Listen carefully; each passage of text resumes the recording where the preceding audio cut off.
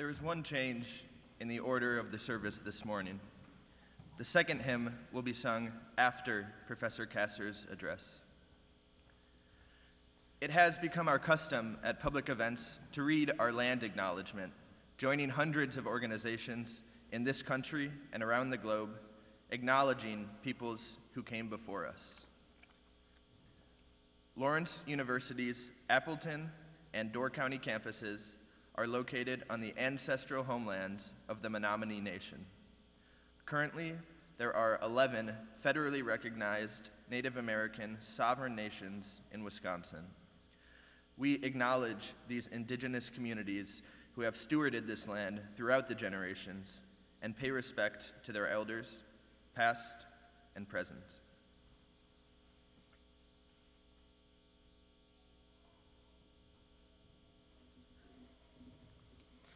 Shema Yisrael, Adonai Eloheinu, Adonai Echad. Kevod Malchuto Leolam Vaed. Tekiah, Teruah, Shevarim, Tekiah Gedolah.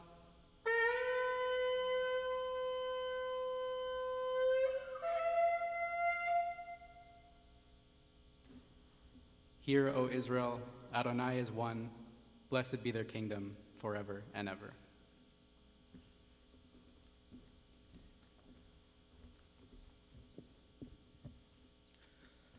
Allahu Akbar, Allahu Akbar.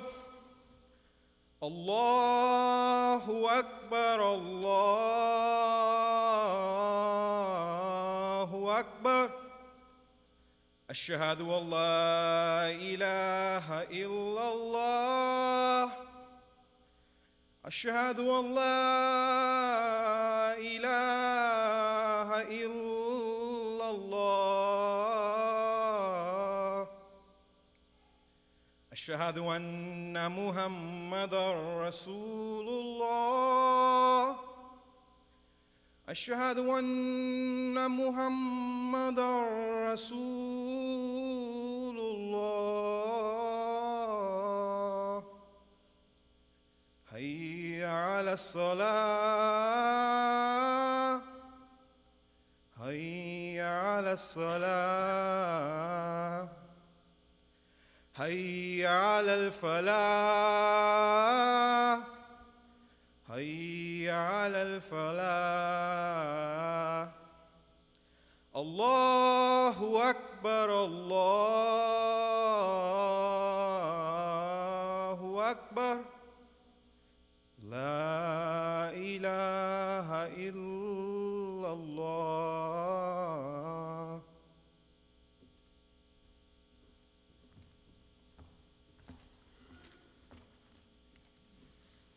I don't know exactly what a prayer is. I do know how to pay attention, how to fall down into the grass, how to kneel down in the grass, how to be idle and blessed, how to stroll through the fields, which is what I have been doing all day. Tell me, what else should I have done? Doesn't everything die at last and too soon? Tell me, what is it you plan to do with your one wild and precious life?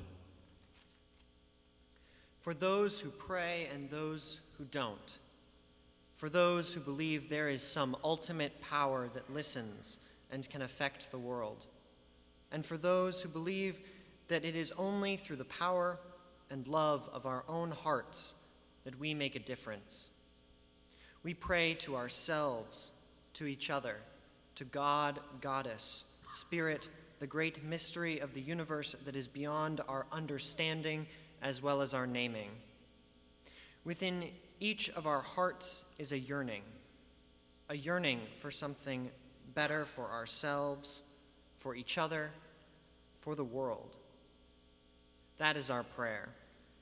Beyond the personal prayers of our hearts, we share the collective prayers of humanity, prayers for love and justice, mercy and solace, respect, compassion, peace. Universal prayers manifest in the values we cherish. Prayer is the seed, the guide, the vision, the direction. But our hands must work to build a better world, and our feet must walk the paths that lead to a universal, loving, respectful human community. Let us pray, and then let us begin the work once again.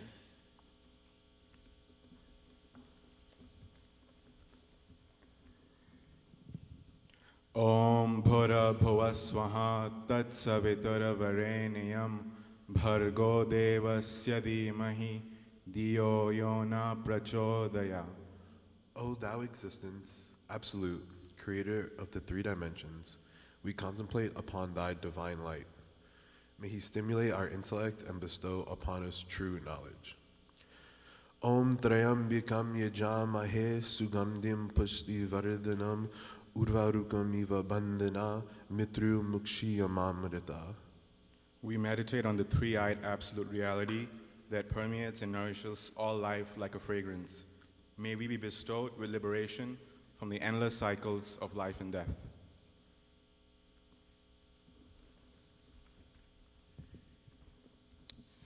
We are reading from Jeremiah chapter 29, verse 11. For I know the plans I have for you, declares the Lord. Plans to prosper you and not to harm you. Plans to give you hope in the future. Estaremos leyendo de Jeremías 29:11, en el nombre del Padre, del Hijo y del Espíritu Santo. Porque yo sé los pensamientos que tengo acerca de vosotros, dice Jehová, pensamientos de paz y no de mal, para daros el fin que esperáis.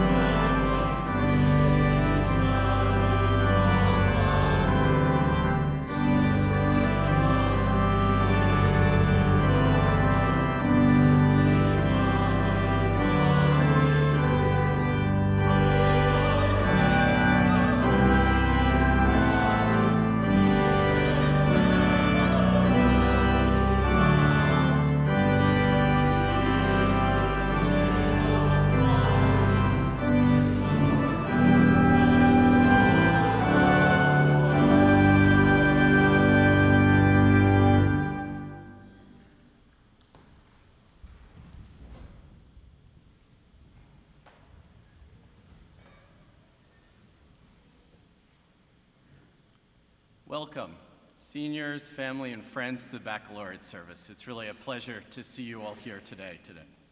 I want to thank the senior class officers and the Baccalaureate Planning Committee, Catherine Hanford for the musical arrangements, and Linda Morgan Clement, the Julie Esch Hervis Dean of Spiritual and Religious Life, who organized this event.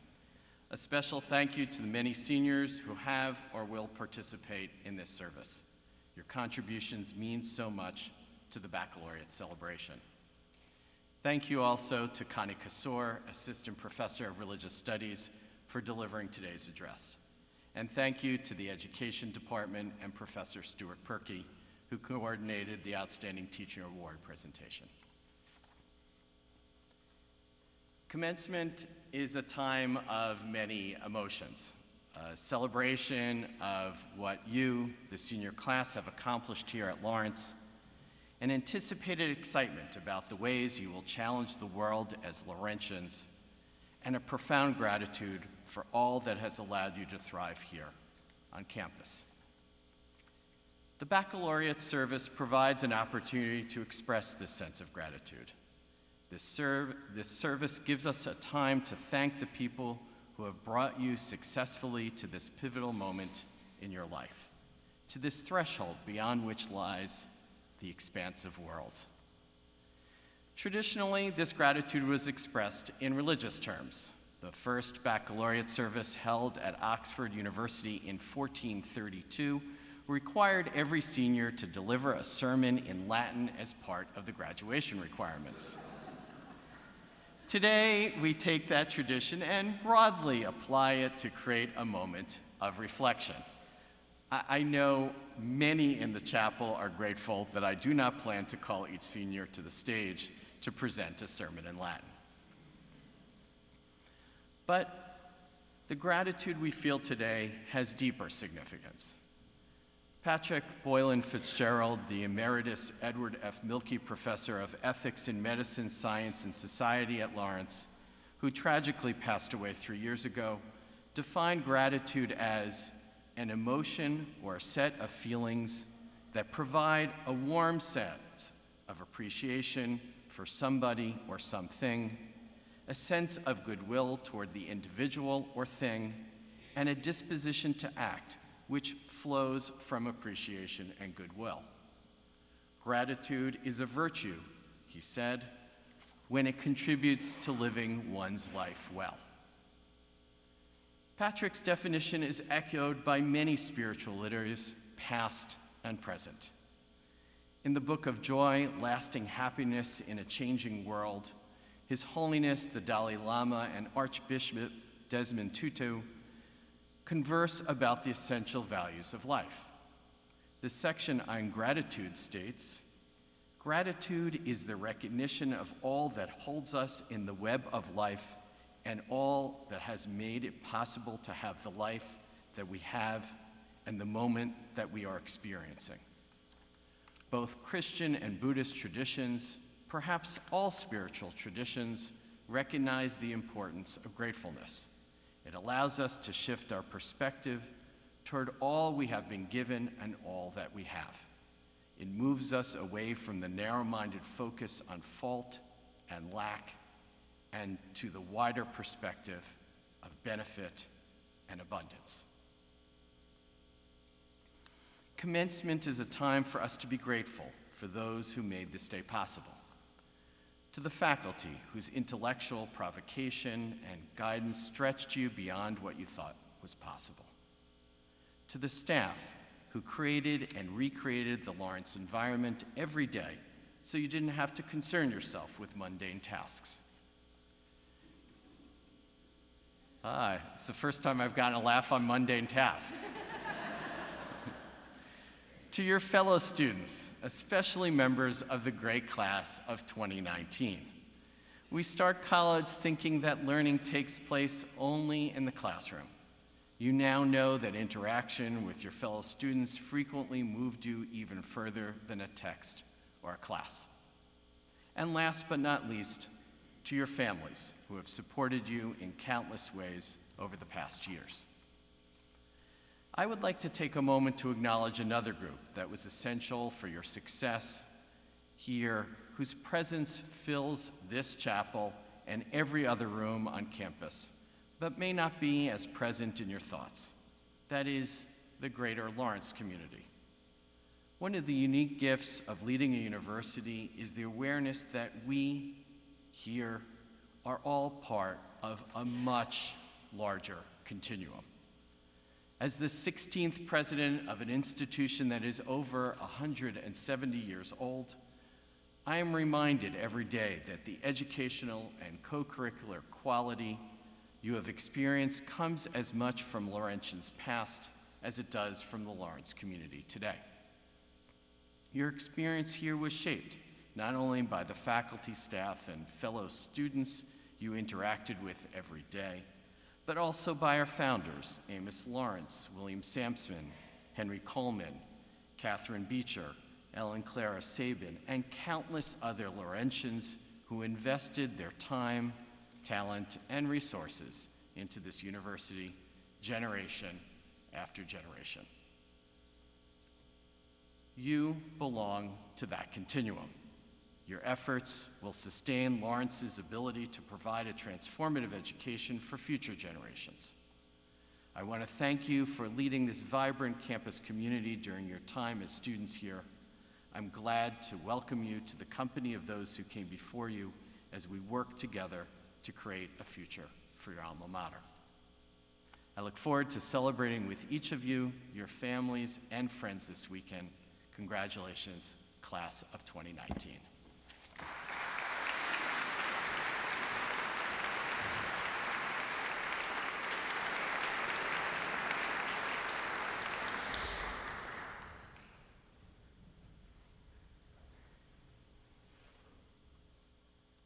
Reading the Likutei Moharan 1:115. This is an explanation of Exodus 20:17, quote, "The people kept their distance, but Moses approached the fog where God was," end quote. When a person wants to go in the ways of God, the attribute of judgment denounces that person and prevents them from going in God's ways. It also places obstacles before them. Yet God is one who desires kindness and hides himself, as it were, in this obstacle. Thus, someone who is wise will look at the obstacle and uncover within it the Creator, blessed be his name. This explains the verse, "The people kept their distance, for when they saw the mist, the obstacle, they kept their distance." Then the text says, "But Moses approached," and we read, "into the obstacle," which is precisely where God was hidden.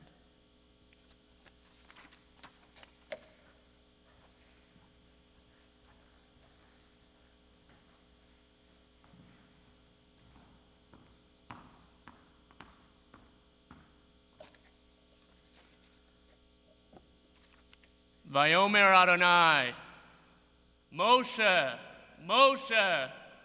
Then Moshe Amar, Hineni, here I am. Now Moses was keeping the flock of Jethro, his father-in-law, the priest of Midian, and he led the flock to the farthest end of the wilderness and came to the mountain of God, onto Horeb. And the angel of the Lord appeared unto him in a flame of fire out of the midst of a bush. And he looked, and behold, the bush burned with fire, and the bush was not consumed. And Moses said, I will turn aside now and see this great sight, why the bush is not burnt. And when the Lord saw that he turned aside to see, God called unto him out of the midst of the bush, and said, Moses, Moses. And he said, Here I am. And he said, Draw not nigh hither, put off thy shoes from off thy feet, for the place whereon thou standest is holy ground. Moreover, he said, I am the God of thy father, the God of Abraham, the God of Isaac, and the God of Jacob. And Moses hid his face, for he was afraid to look upon God. And the Lord said, I have surely seen the affliction of my people that are in Egypt, and have heard their cry by reason of their taskmasters, for I know their pains. And I come down to deliver them out of the hand of the Egyptians, and to bring them up out of that land unto a good land, and a large land, onto a land flowing with milk and honey, onto the place of the Canaanite, and the Hittite, and the Amorite, and the Perizzite, and the Hivite, and the Jebusite. And now, behold, the cry of the children of Israel is come unto me. Moreover, I have seen the oppression wherewith the Egyptians oppressed them. Come now, therefore, and I will send thee unto Pharaoh, that thou mayest bring forth my people to the children of bring my people, the children of Israel, out of Egypt. And Moses said unto God, Who am I that I should go unto Pharaoh, and that I should bring forth the children of Israel out of Egypt? And he said, Certainly I will be with thee, and this shall be the token unto thee, that I have sent thee. When thou hast brought forth the people out of Egypt, ye shall serve God upon this mountain. And Moses said unto God, Behold, when I come unto the children of Israel, and shall say unto them, The God of your fathers hath sent me unto you, and they shall say to me, What is his name? What shall I say unto them? And God said unto Moses, I am that I am. And he said, Thus thou shalt say unto the children of Israel, I am hath sent me unto you. And God said moreover unto Moses, Thus shalt thou say unto the children of Israel, The Lord, the God of your fathers, the God of Abraham, the God of Isaac, and the God of Jacob, hath sent me unto you. This is my name forever, and this is my memorial unto all generations. Go and gather the elders of Israel together, and say unto them, The Lord, the God of your fathers, the God of Abraham, of Isaac, and of Jacob, hath appeared unto me, saying, I have surely remembered you, and seen which is done to you in Egypt. And I have said, I will bring you out of that affliction of Egypt, unto the land of the Canaanite, and the Hittite, and the Amorite, and the Perizzite, and the Hivite, and the Jebusite, onto a land flowing with milk and honey.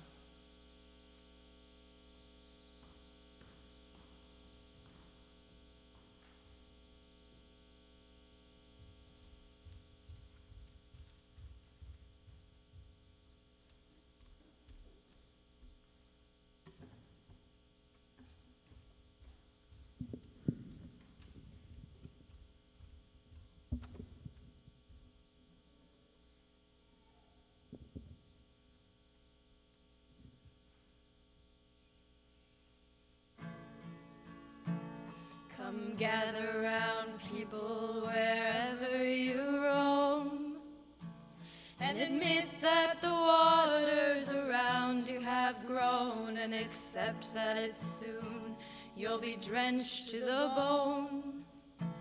If your time to you is worth saving, then you'd better start swimming, or you'll sink like a stone, for the times they are a-changing. The line it is drawn, the curse it is cast. The slow one now will later be fast, as the present now will later be past. The order is rapidly fading, and the first one now will later be last, for the times they are changing.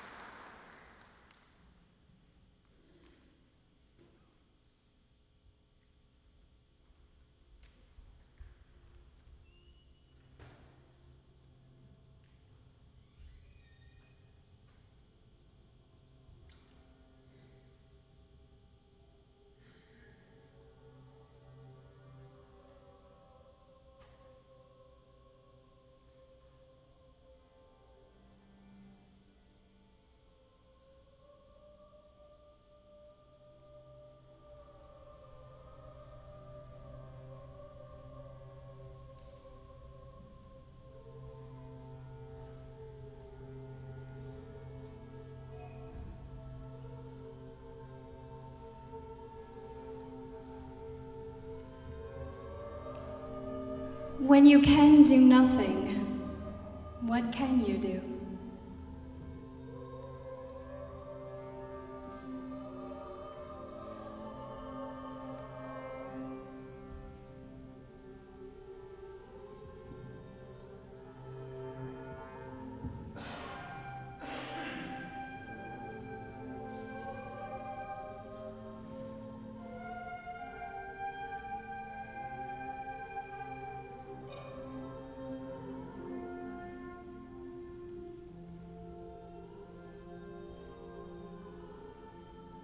Rejection.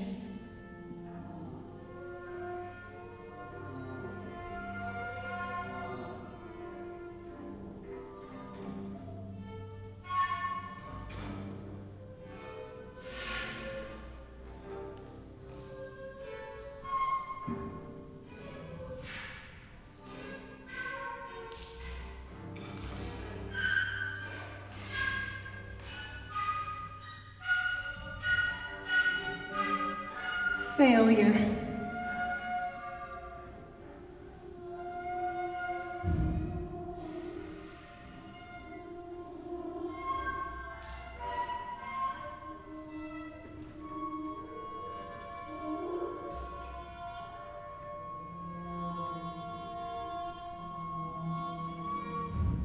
Loss.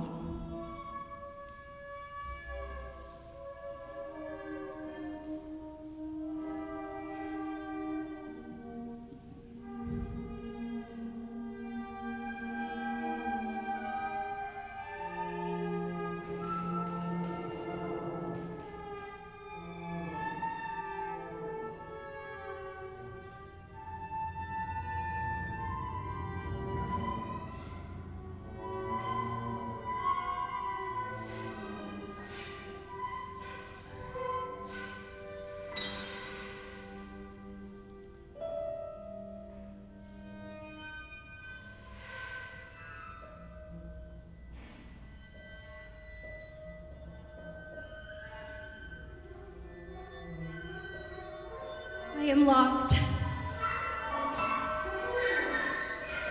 I am thinking. I am enough. I am here. I am stuck.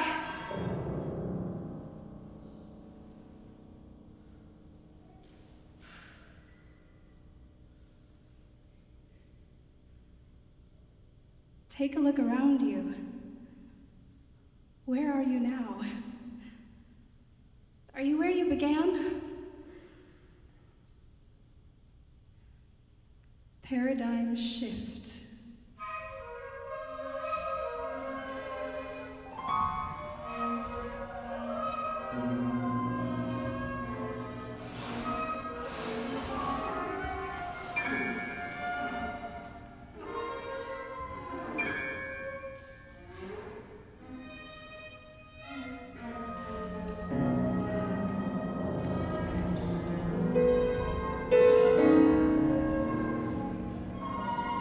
Cognitive dissonance.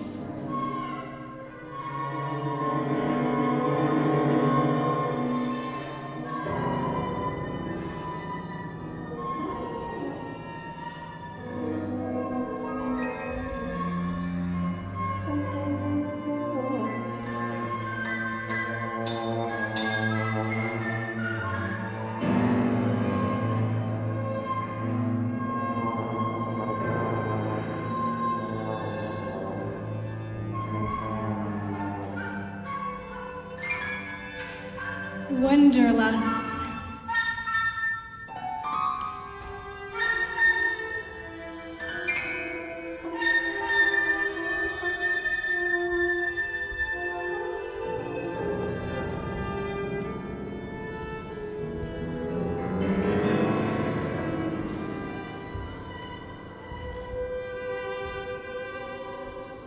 Growth.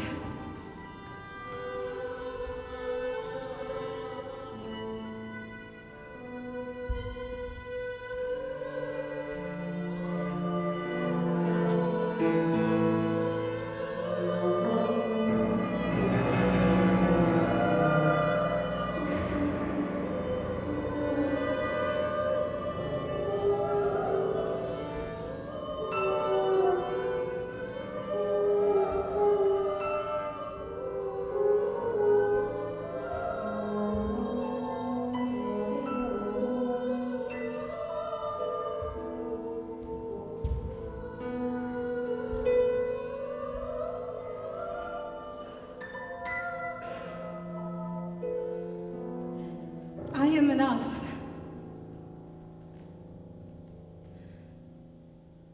When you can do nothing, what can you do?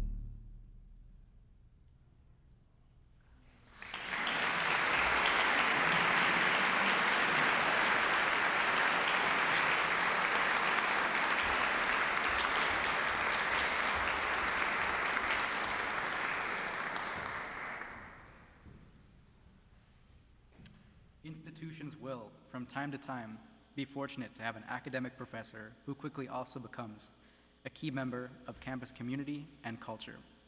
Professor Kasser has been such a faculty member, committed to connecting people from all disciplines and walks of life. I first met Professor Kasser in a class exploring mindfulness and neuroscience, the connection between mental and spiritual health, and the practices which combine them. Beyond the classroom, she has been a force for interfaith dialogue on this campus, leading weekly meditations and facilitating dialogues among members of the campus community to foster healthier community at Lawrence and beyond. In Professor Kasser's classes, well-being is emphasized as a key component of learning. Sessions begin with a group meditation and a refreshing refocus on the time, material, and community at hand. Both in and out of the classroom, Connie Kasser walks the walk and talks the talk of what we as Laurentians should strive to be. Please join me in welcoming Dr. Kasser to the podium.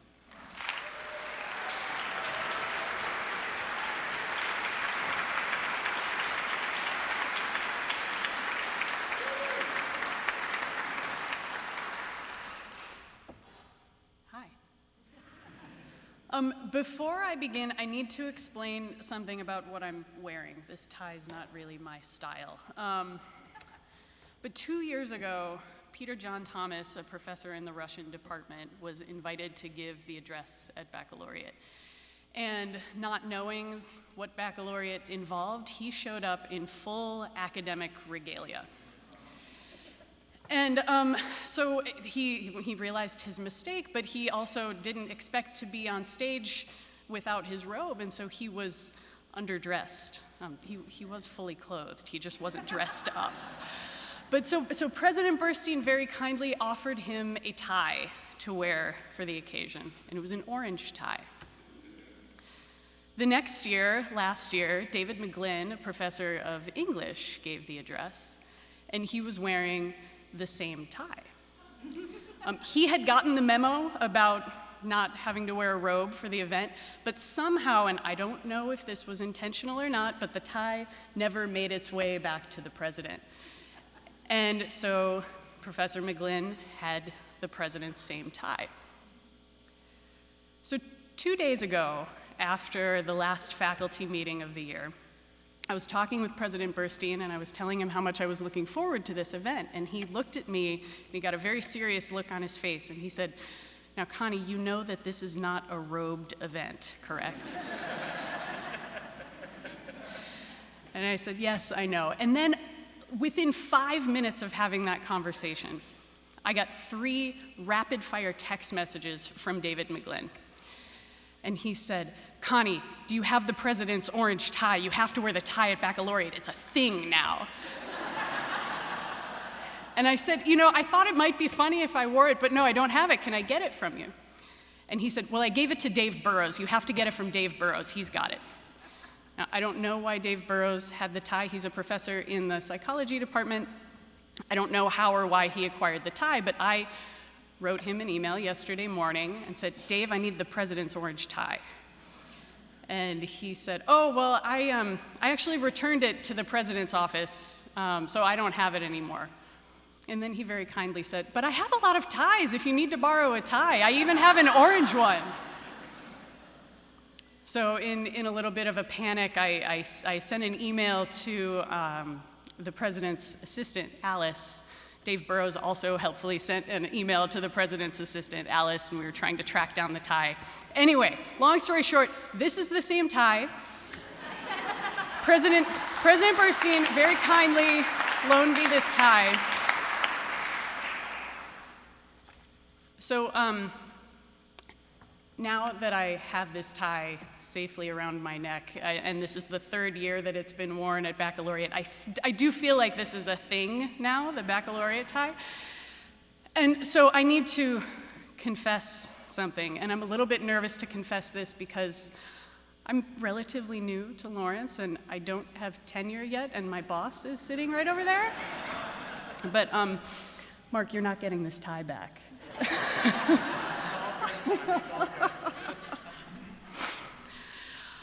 Okay, anyway, As Noah mentioned, I often lead meditation sessions at Sabin House in the Center for Religious and Spiritual Life.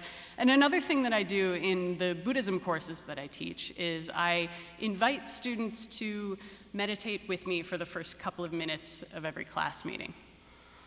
So since those of you who are about to graduate haven't graduated yet, and you're still part of this whole engaged learning thing that we're doing at Lawrence, I would like to invite you all to do something with me for a couple of minutes.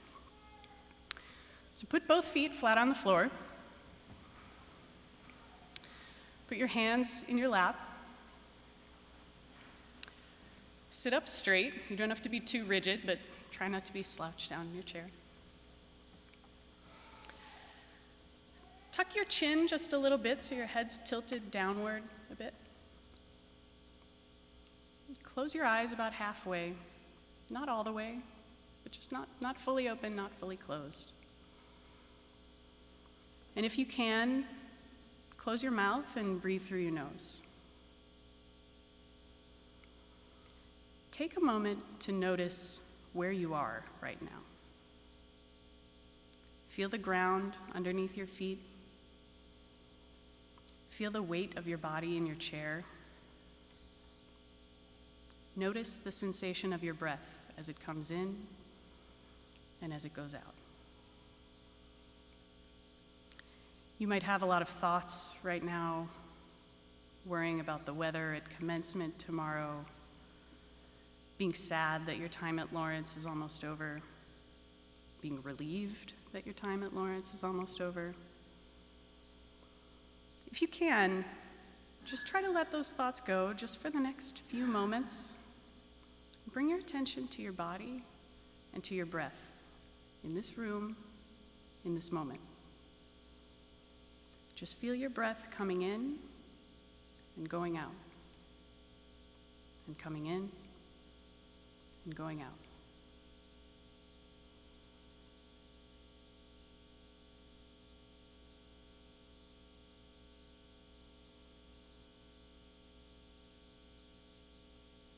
Okay.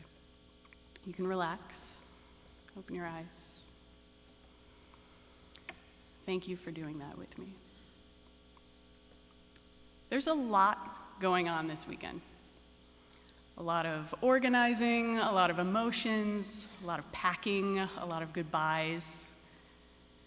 Sometimes when life seems really busy and hectic and overwhelming, just sitting still like we just did and doing nothing in the midst of all of that busyness is one of the hardest things that you can do. But I also think that it's one of the most important things that you can do. We don't pay attention to what we're doing all that often. Sometimes it's a whole lot easier to just relive events that happened in the past, or imagine what's going to come in the future, or maybe just space out for a few hours and watch Netflix and ignore the fact that your senior capstone project's due in a week. Or maybe for some of you, a couple of days, or maybe for some of you, it was a couple of hours, hopefully not. But we all do this, right? When the present moment seems too much or too overwhelming, we all have our coping mechanisms. And when we spend so much time leaning into these coping mechanisms and ignoring the present moment, we start to get really good at that.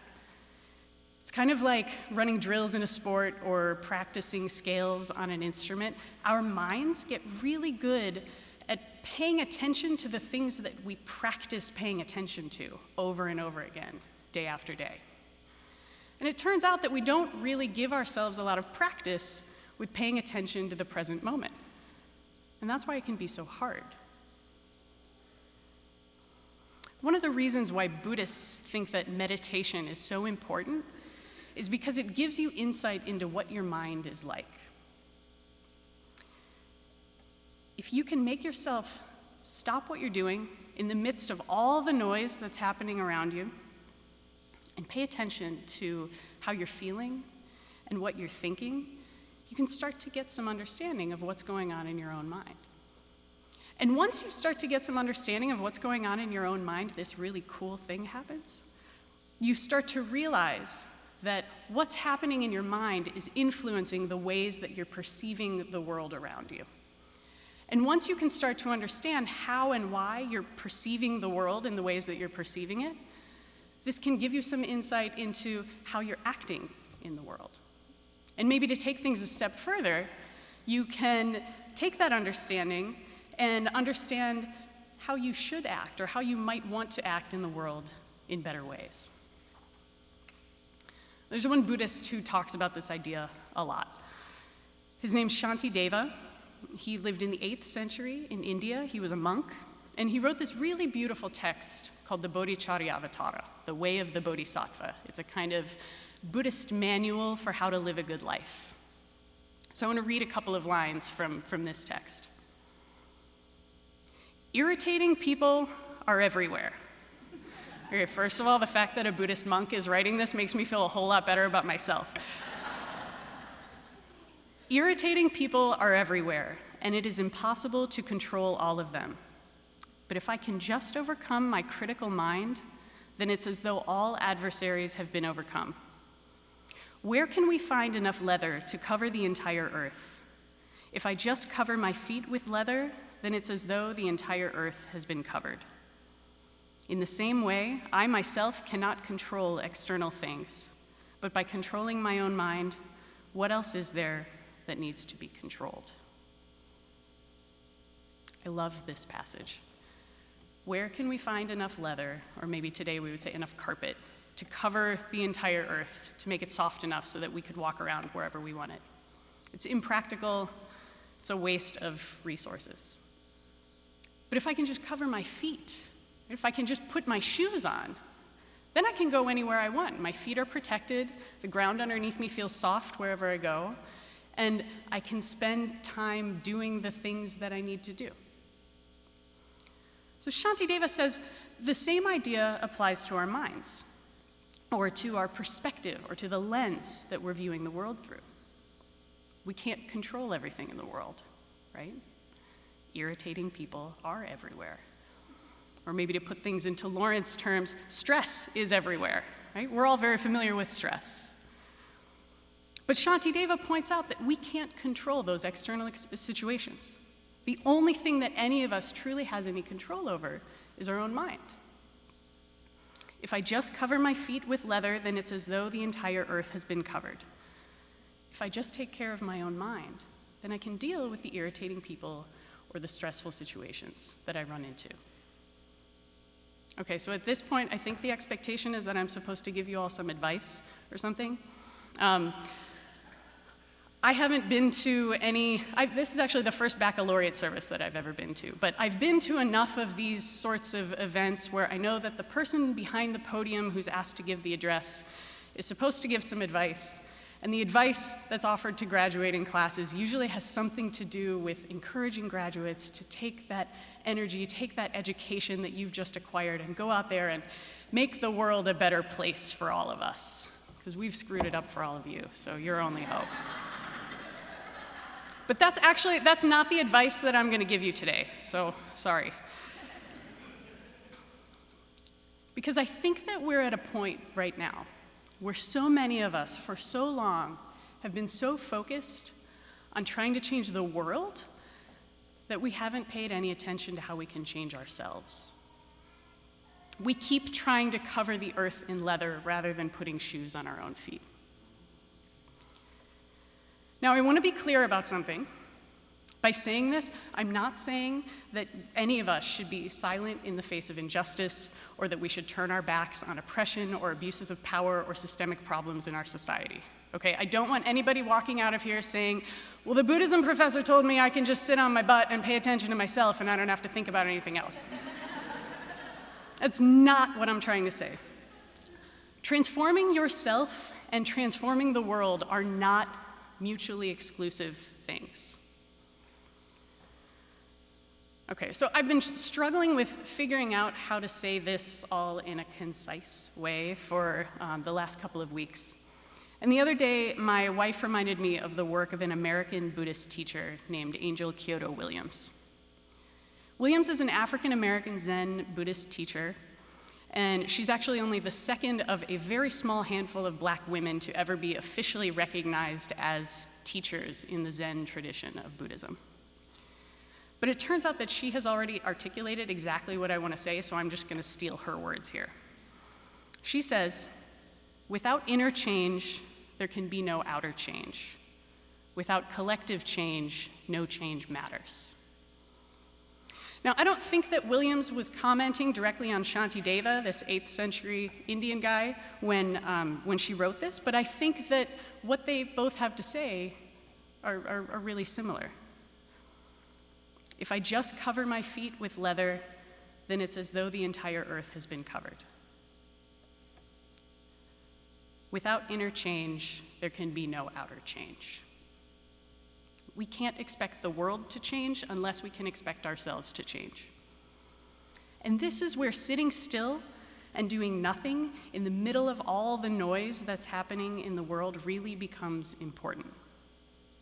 Because at the end of the day, it turns out that we have the power to create the kind of world that we want to live in. We all have the ability at any point to pause, to pay attention, and to just notice what's happening right now, and right now, and right now. Because once we do that, once we figure out how to put shoes on our own feet and spend some time walking through the world in that way, eventually we find ourselves in a place where we can start to help the people in our communities. Maybe we do things for them at first, but maybe eventually, hopefully, we can show other folks how to put their shoes on too. This is how change happens, person by person, moment by moment.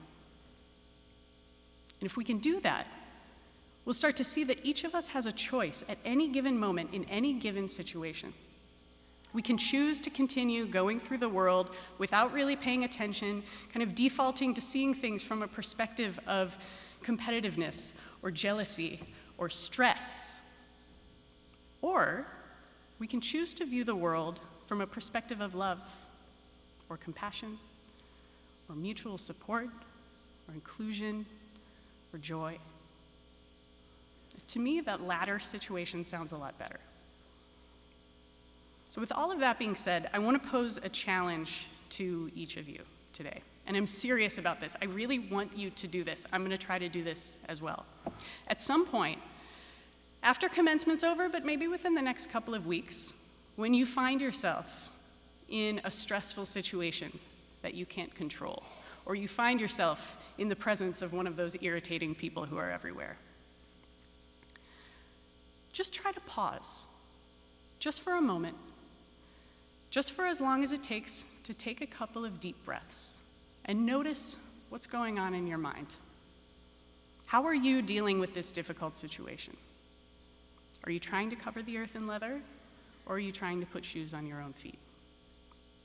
Without inner change, there can be no outer change. This seems like such a simple thing to do, but it's actually really hard. But I think that if we can all try to do this, I really do think that's how change will happen.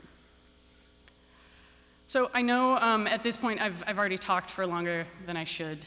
My students can attest to the fact that I usually end every class period by cursing at the clock because I've run out of time. But I practice Tibetan Buddhism, and since this is Baccalaureate, I thought I would leave you all with a prayer from the Tibetan Buddhist tradition. So I'll recite this in Tibetan first, and then I'll say the translation in English. Senchen tanche dewa tang dewe gyudang dema gyuchik dunga dang dunga gi gyudang dewa gyuchik dunga mepe dewa tang mi dewa gyuchik nyering chadang tang dewe tanyola nebar gyurchi. May all beings have happiness and the causes of happiness. May they be free from suffering and the causes of suffering. May they never part from the happiness that knows no suffering. May they dwell in equanimity, free from attachment and aversion to those near and far. Thanks.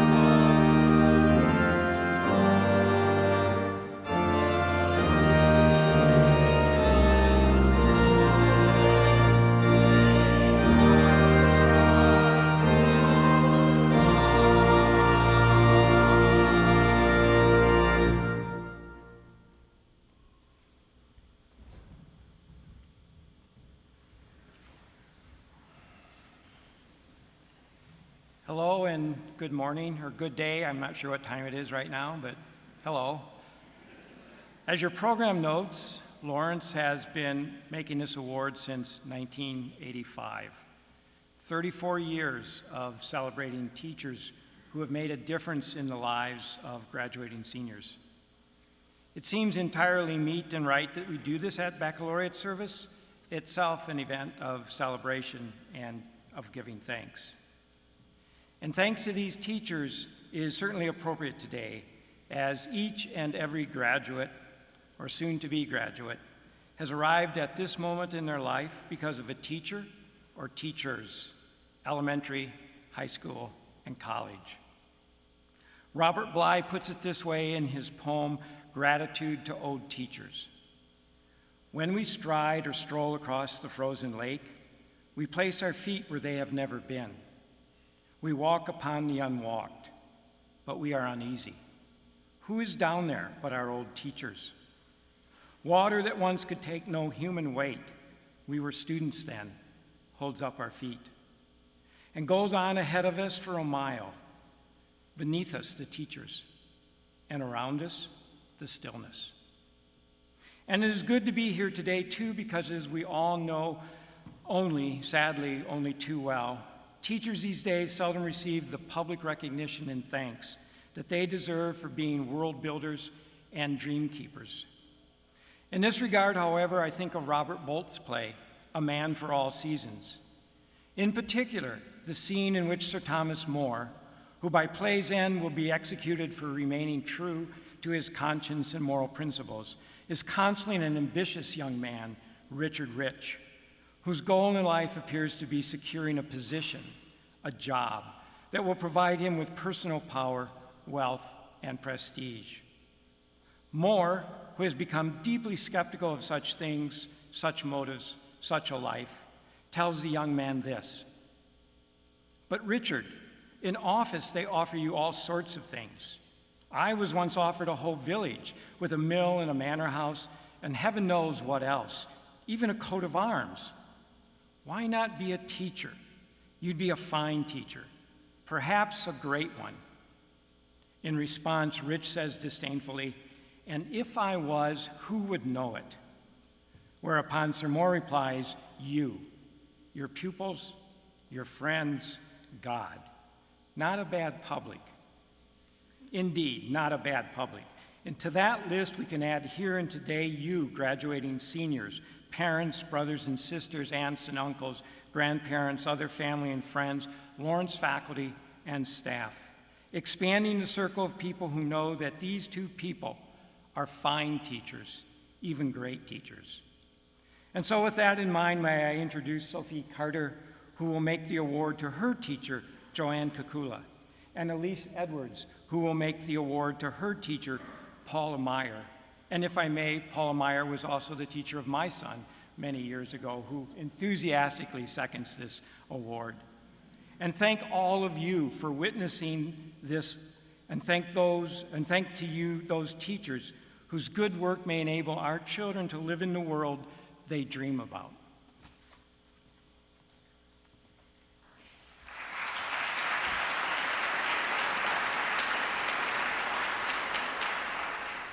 So, Ms. Kakula, I just want you to know that you're a role model to me as I enter into the teaching profession myself. You set the bar high and expect nothing less than your students' best. You're part of the reason I'm standing here right now, about to graduate. And for that I am grateful, and it is my absolute honor to be able to introduce you today. Joanne Kakula, for 33 years, you have taught middle school and high school band at Wittenberg-Burnhamwood. Because of you, countless students have received the gift of music.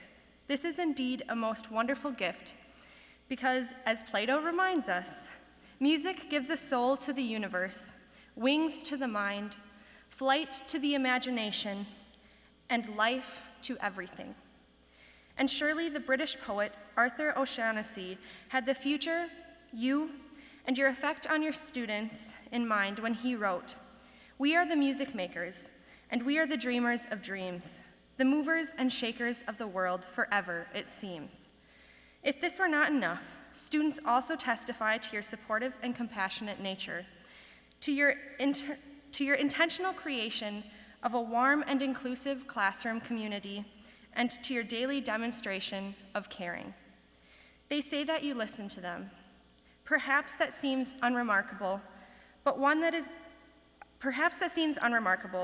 given aspect of the art of teaching, but that too is a gift, and it is one that young people seldom get, but one that is absolutely essential to the well-being and growth of students. For all of these reasons and more, it is with extreme pleasure that Lawrence University names you an outstanding teacher in Wisconsin.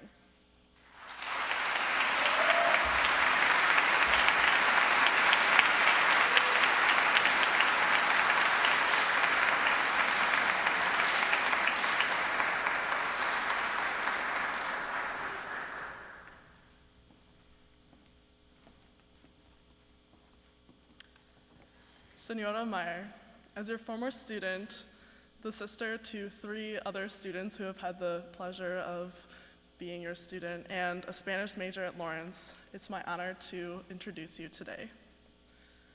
Paula Meyer, for 29 years, you have taught Spanish and intercultural awareness to those students at Appleton's North High School who had the great good fortune to be in your classroom. At a time when so many walls exist to separate us, you, through your teaching and by personal example, help your students understand that we are more like one another than not, language and cultural differences notwithstanding. American author John Steinbeck could have been describing you as well as your teaching when he wrote, "I have come to believe that a great teacher is a great artist, and that there are as few as there are any other great artists. Teaching might even be the greatest of the arts, since the medium is the human mind and spirit." Your passion for Spanish language and Latinx culture, for teaching and for empowering your students is truly inspiring and also contagious. You are the teacher every wise parent wants for their children. You are the teacher that students seek out. Therefore, it is with extreme pleasure that Lawrence University names you as an outstanding teacher in Wisconsin and presents you with this award.